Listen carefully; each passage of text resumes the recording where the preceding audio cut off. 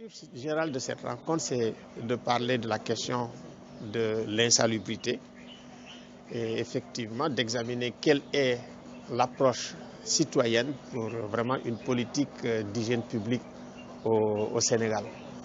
Et nous avons invité vraiment des gens venant pratiquement de toutes les cultures parce que c'est une question qui intéresse tout le monde et on a pris le risque de faire introduire le sujet par un poète. Son texte est extrêmement original, innovant, audacieux, avec des propositions très concrètes.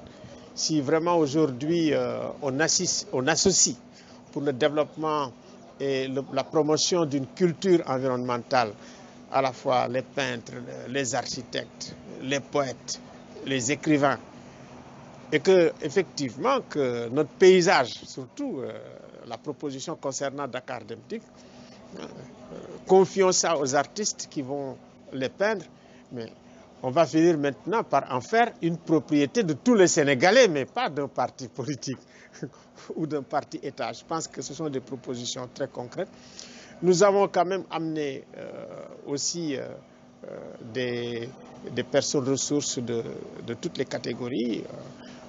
Ce que nous avons fait, c'est aussi de reconnaître qu'il y a aujourd'hui un véritable volontarisme politique dans le domaine de l'hygiène publique, dans le domaine exactement de la propreté au Sénégal, avec une campagne qui a été lancée par le président de la République lui-même.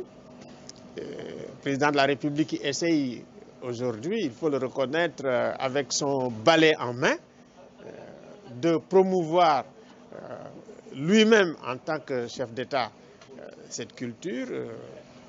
Saluer également le volontarisme et les initiatives du ministre chargé également de cette question, Abdou Karim Fofana, qui est entouré également de gens vraiment très compétents avec des visions comme le DG Oumar Ba. Donc nous, en ce qui nous concerne en tant que think tank, c'est de voir comment impliquer les citoyens.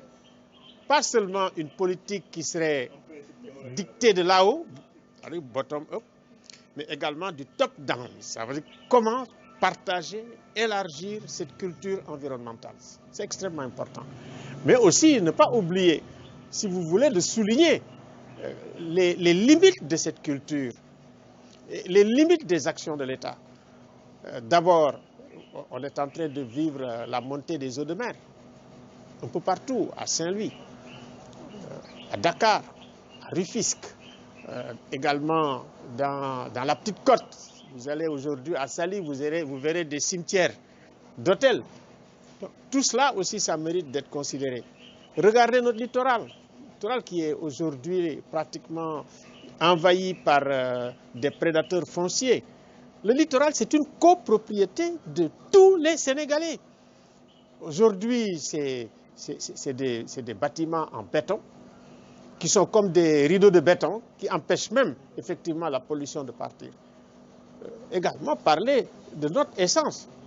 L'essence que nous avons, c'est de l'essence frelatée.